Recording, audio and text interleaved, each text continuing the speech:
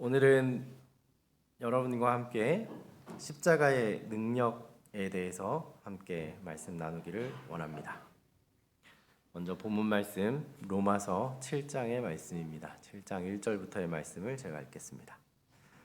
형제들아, 내가 법 아는 자들에게 말하노니 너희는 그 법이 사람이 살 동안만 그를 주관하는 줄 알지 못하느냐.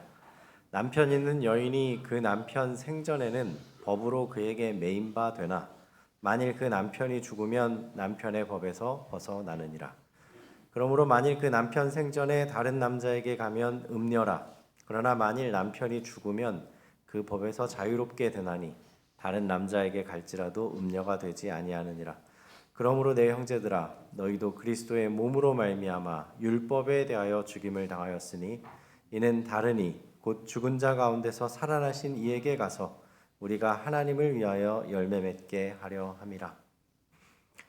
우리가 육신에 있을 때에는 율법으로 말미암아 죄의 정욕이 우리 지체 중에 역사하여 우리로 사망을 위하여 열매를 맺게 하였더니 이제는 우리가 얽매였던 것에 대하여 죽었으므로 율법에서 벗어났으니 그러므로 우리가 영의 새로운 것으로 섬길 것이요 율법 조문에 묵은 것으로 아니할지니라.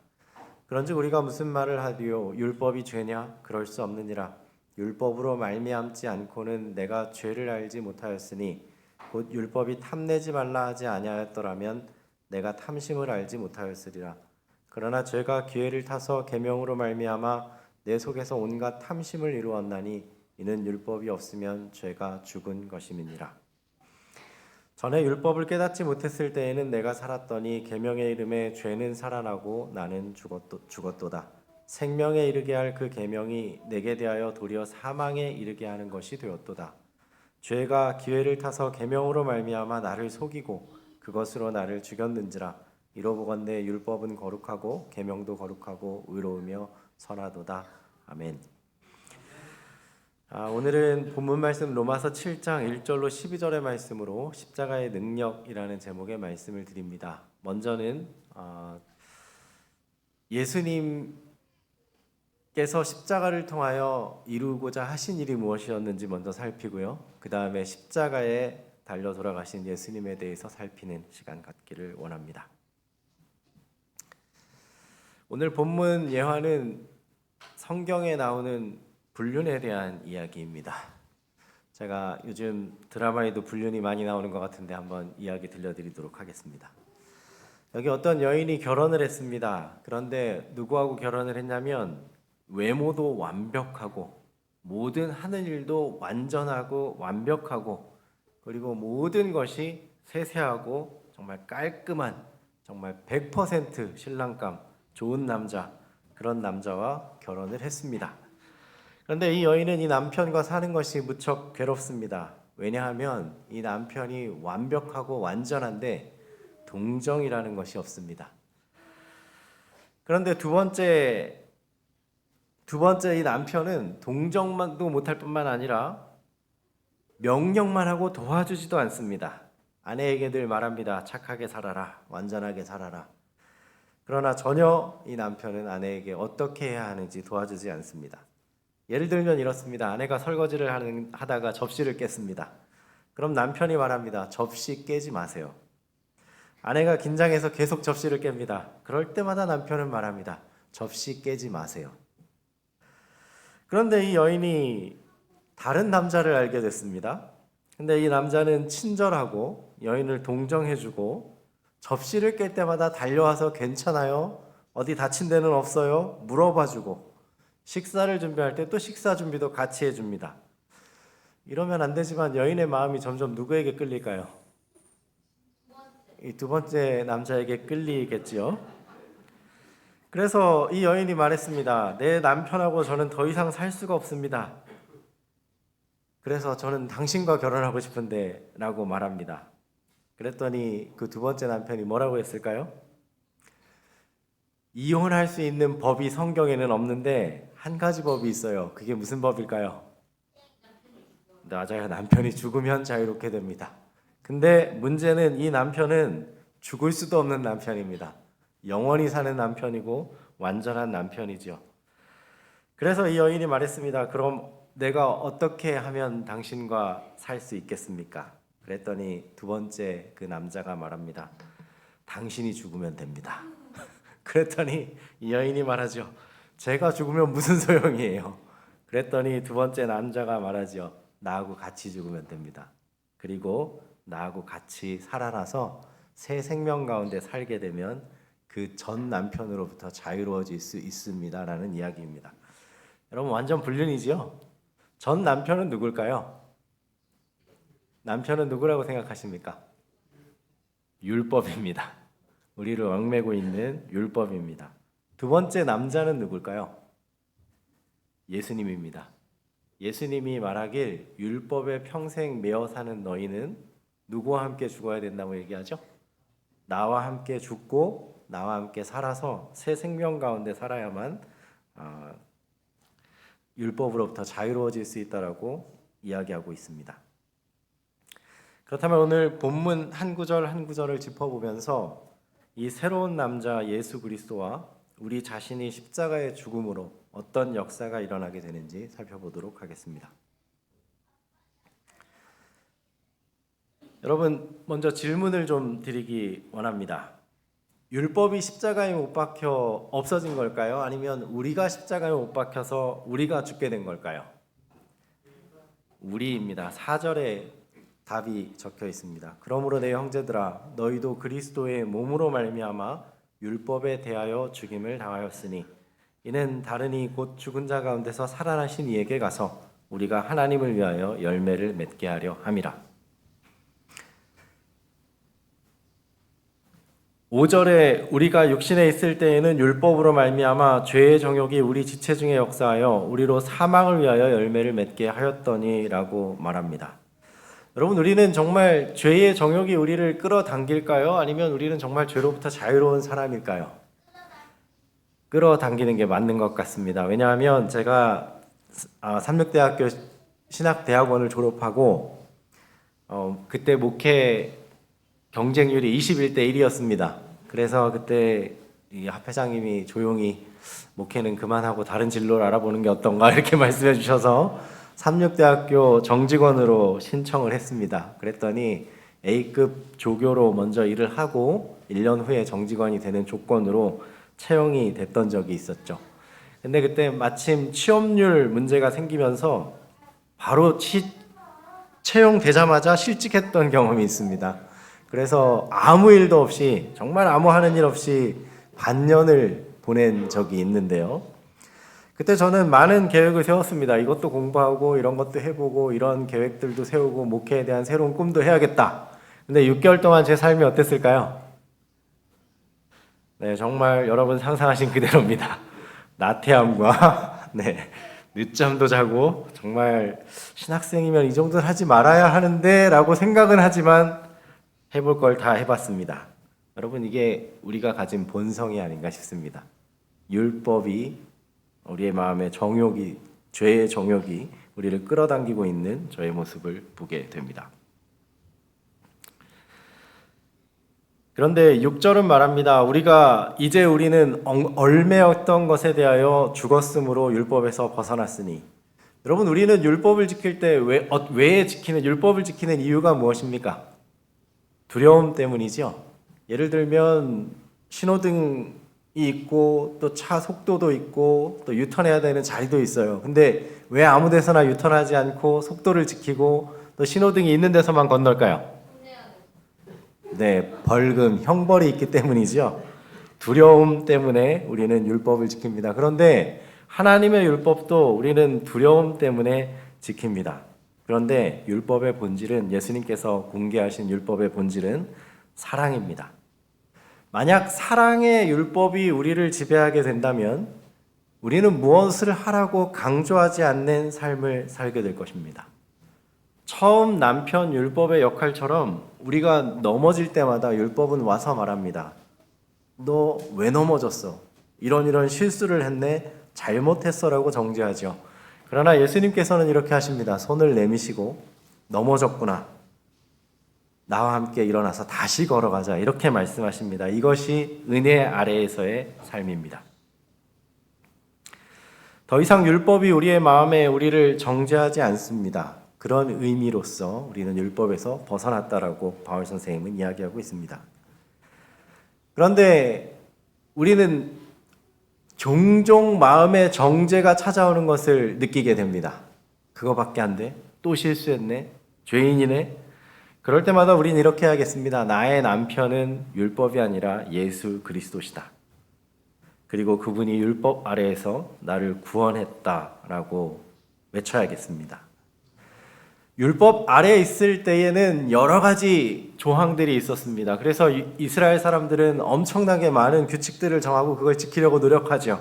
그러나 은혜 아래, 예수 그리스도 안에, 예수 그리스도 아래에 있다면 이것만 말씀하십니다. 나는 네가 나 없이 아무것도 할 수 없음을 안다. 내가 요구하는 전부는 내 안에 거하라는 것이다.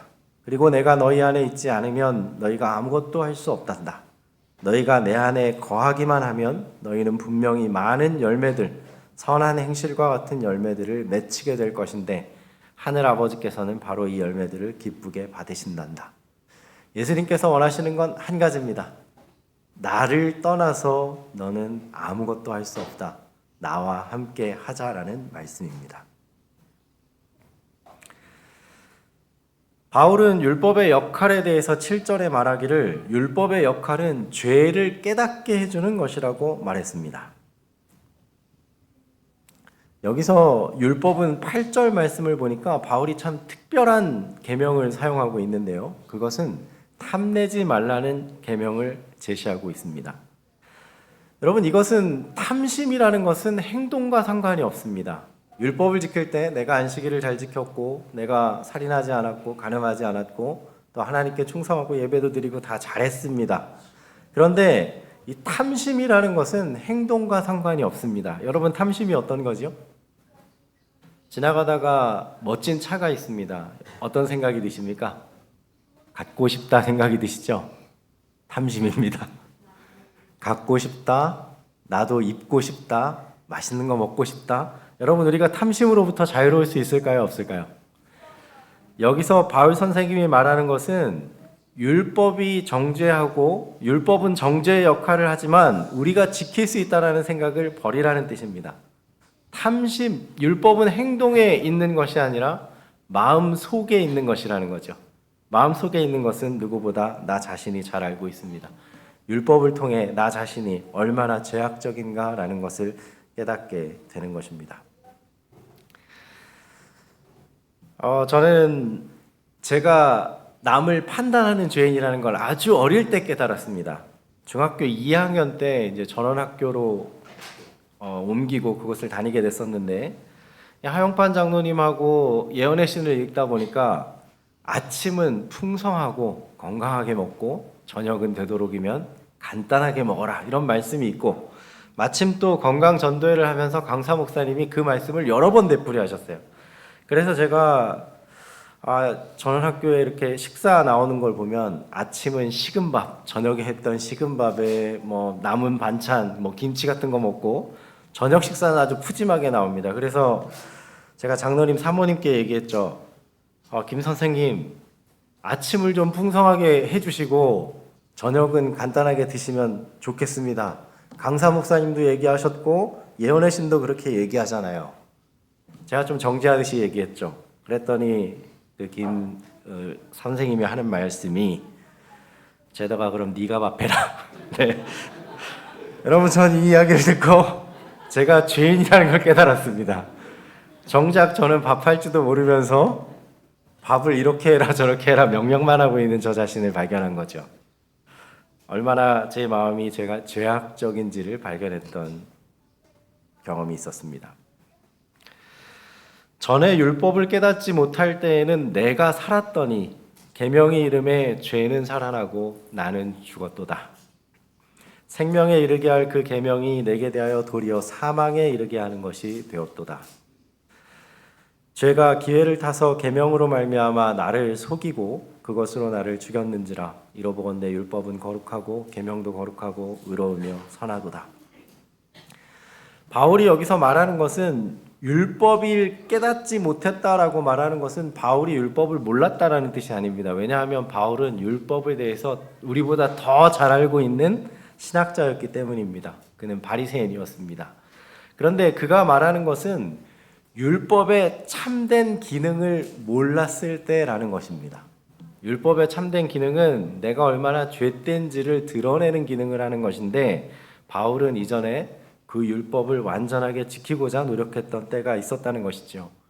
그리고 그 율법을 지켜서 내가 살았다라고 생각했던 적이 있었는데, 율법을 자세히 들어보니, 자세히 깨닫고 보니 생명에 이르게 했어야 할 그 율법이 도리어 사망에 이르게 하는 것이 되었다는 것을 고백하게 됩니다.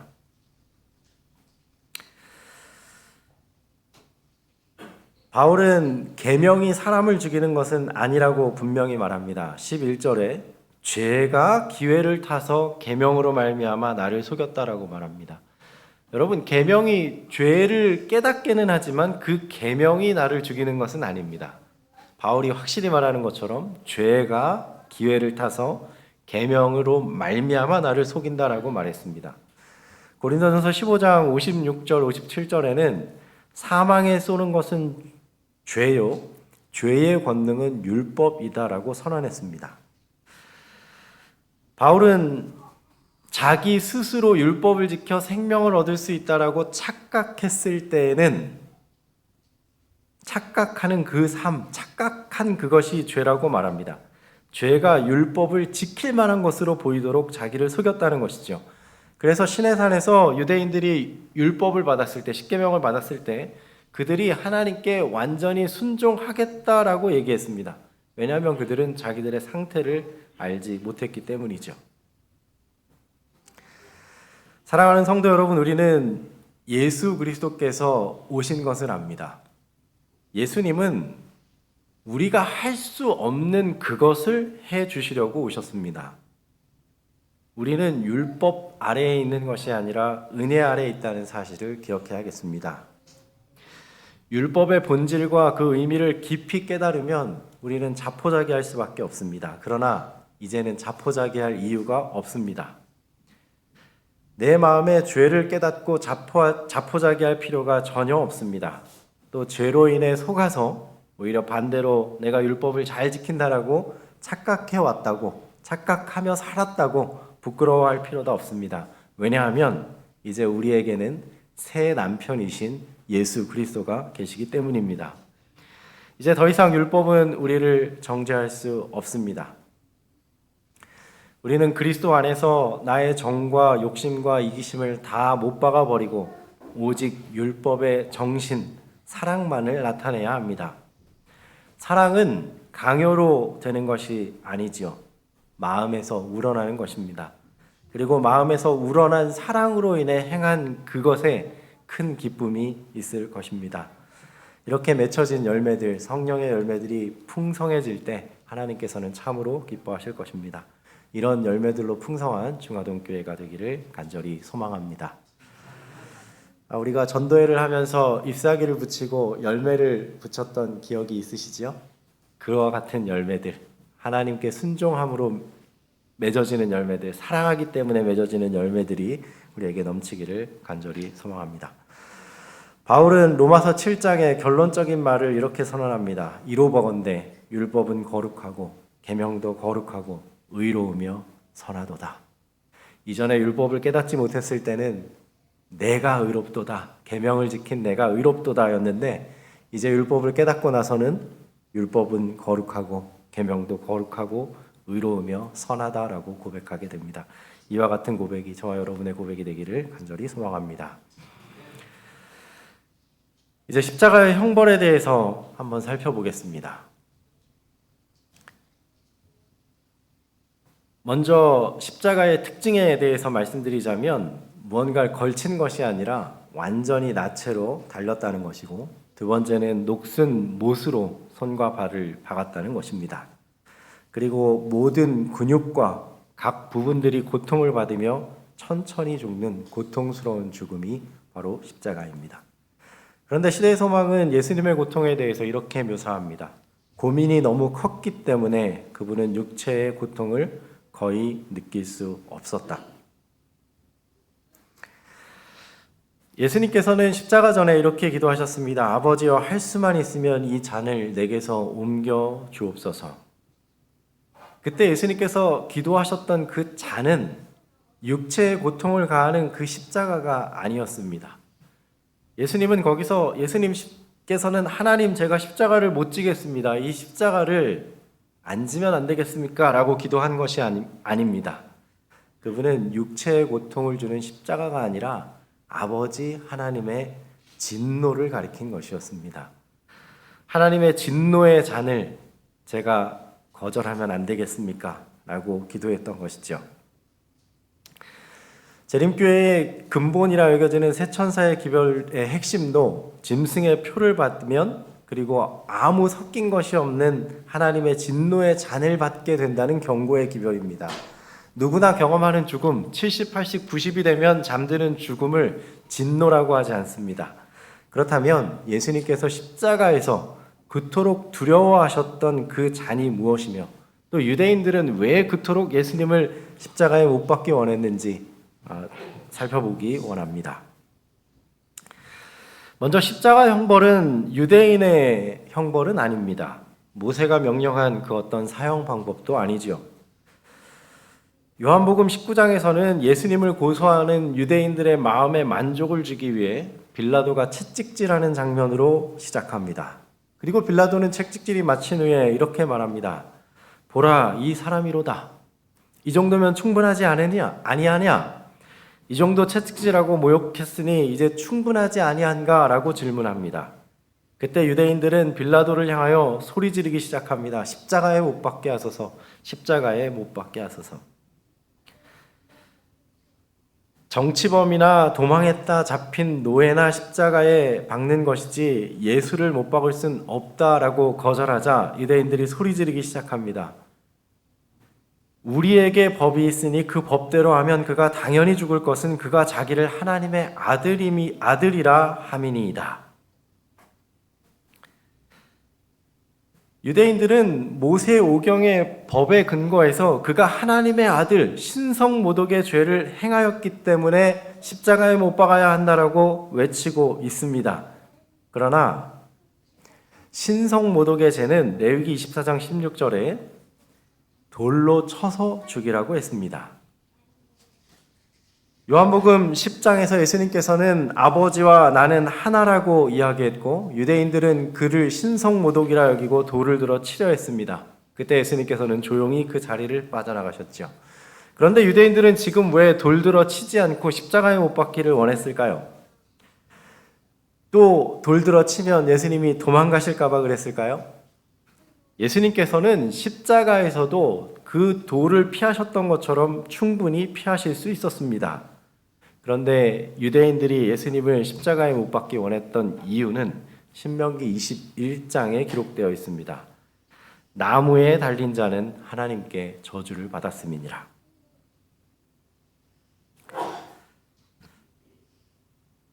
신명기 21장 22절로 23절의 말씀에 나무에 달린 자는 하나님께 저주를 받았음이라 라고 말하고 있습니다.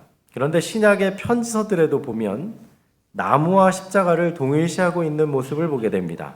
베드로도 말하기를 친히 나무에 달려 그 몸으로 우리의 죄를 담당하셨으니라고 말합니다. 왜 십자가와 나무를 동일시하고 있을까요? 십자가 형틀에 달려 돌아가신 게 아니라 왜 나무에 달려 돌아가셨다고 말하고 있는 것일까요? 네, 십자가도 나무이니까 그렇겠죠. 창세기 15장에 아모리인의 죄악이 차지 않았다라고 하나님께서 말씀하셨습니다. 아브라함에게. 그리고 400년 후에 여호수아가 아모리인들을 죽이게 되지요. 그때 가나안의 아모리 5 왕을 붙잡고 그들을 나무에 매달게 됩니다. 그때 신명기에 있던 그 말씀이 이루어지는데 나무에 달린 자는 하나님께 저주받은 자다라는 선언을 받게 됩니다. 그렇다면 예수님께서는 예수님을 왜 십자가에 못 박게 원했을까요? 베드로전서 2장 24절에는 친히 나무에 달려 그 몸으로 우리의 죄를 담당하셨으니 이는 우리로 죄에 대하여 죽고 의에 대하여 살게 하려 하심이라. 그가 채찍에 맞음으로 너희는 나음을 얻었나니. 여기서 베드로도 십자가를 나무라고 말하고 있습니다. 친히 나무에 달려서 우리가 받아야 할 하나님의 저주를 당하셨다라고 선언하고 있습니다. 즉 가나안 5 왕이 하나님의 저주를 받아 나무에 달렸듯이 예수님도 하나님의 저주를 우리 대신 당하여 나무에 달렸다라고 말하고 있는 것입니다. 사랑하는 여러분, 죄의 싹은 사망입니다. 죄의 싹은 우리 육신의 이 죽음을 말하는 것이 아니라 영원한 생명을 잃는 것입니다. 하나님께서 예수님께 슬픔과 질고와 고통을 지으시고 결국엔 속건제로서 예수님을 살으셨습니다. 우리의 영생을 위해 그분의 영생을 살으신 것입니다. 히브리서 2장 9절은 이렇게 말합니다. 오직 우리가 천사들보다 잠시 동안 못하게 하심을 입은 자 곧 죽음의 고난을 받으심으로 말미암아 영광과 존귀로 관을 쓰신 예수를 보니 이를 행하심은 하나님의 은혜로 말미암아 모든 사람을 위하여 죽음을 맛보려 하심이라.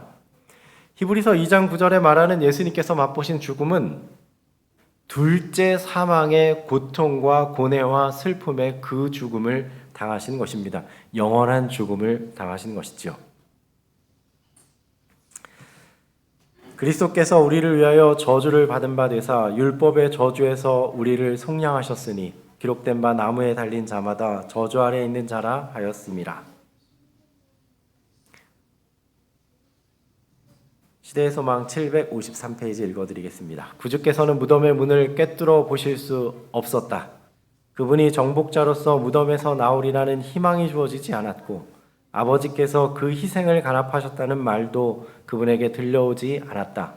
그리스도께서는 범죄한 인류를 위하여 자비가 더 이상 탄원하지 않게 될 때에 죄인이 느끼게 될 고민을 느끼셨다. 그분이 마신 잔을 그처럼 쓰게 하고 하나님의 아들의 심장을 파열시키는 것은 인류의 대속자이신 그분에게 아버지의 진노가 쏟아지게 만든 죄에 대한 의식이었다. 여러분, 예수님께서 십자가에 달리셨을 때 육체의 고통을 뛰어넘는 그 고통은 마지막 죄인이 둘째 사망의 고통을 겪게 될 그 고통을 친히 담당하셨기 때문에 오는 고통이었습니다. 육체의 고통은 아무것도 아닌 것처럼 잊혀지게 하는 고통이었죠. 아버지 하나님의 진노의 고통이었습니다. 그 고통을 온 인류 한 명 한 명이 겪어야만 하는 그 고통을 다 책임지셨습니다. 그리고 십자가에서 예수님께서 버리신 것은 영원한 생명을 버리셨던 것입니다. 그래서 예수님께서 십자가에서 다 이루었다고 목숨이 끊어졌을 때, 아버지 하나님의 아무 응답도 없이 목숨이 끊어졌을 때 사단은 기뻐했습니다. 왜냐하면 이 예수는 영원한 사망을 당한 것으로 여겨졌기 때문이었습니다. 아버지 하나님께서 완전히 아들로부터 떠나셨고 완전한 죄 중에 영원한 사망을 그분께서 그렇게 지시고 운명하신 것입니다. 예수님께서는 죽으실 때 부활을 전혀 보실 수가 없었습니다. 그래서 예수님께서는 마태복음 27장에서 이렇게 부르짖으셨죠. 하나님, 나의 하나님, 어찌하여 나를 버리셨나이까? 제가 부활 역시 제3 모든 것을 아버지께 의지했고 이제 제 생명도 의지하고 부활 역시 아버지께 의탁하지 않았습니까? 그런데 아버지, 왜 저를 버리십니까? 라는 외침입니다. 그 외침에 아무 대답이 없었죠. 예수님께서는 우리가 당해야 될 그 죽음을 당하신 것입니다. 사단이 유대인과 예수님의 옆에 강도와 로마의 군병을 통해 말했습니다. 내려오라. 내려오라. 십자가에서 내려오라. 아버지를 의지하던 것을 그만두라. 바보같이 왜 영생을 포기하며 죽고자 하느냐? 전부 다 너를 반대한다. 당신이 그걸 포기한다고 해서 누가 그 영생을 받아들일 것 같은가? 제자들도 다 버리고 도망가지 않았는가? 포기하고 아버지를 의지하지 말고 자신을 의지하여 내려오라. 이 예수님께서는 3일간의 죽음을 택한 것이 아니라 영원히 자신의 생명을 포기하신 것입니다. 그분께서는 십자가에서 이렇게 말씀하신 것과 같습니다. 우리 다 같이 한번 읽어볼까요? 시작. 내가 너희를 너희보다 더 사랑한다. 우리가 아직 죄인 되었을 때에 그리스도께서 우리를 위하여 죽으심으로 하나님께서 우리에 대한 자기의 사랑을 확증하셨느니라.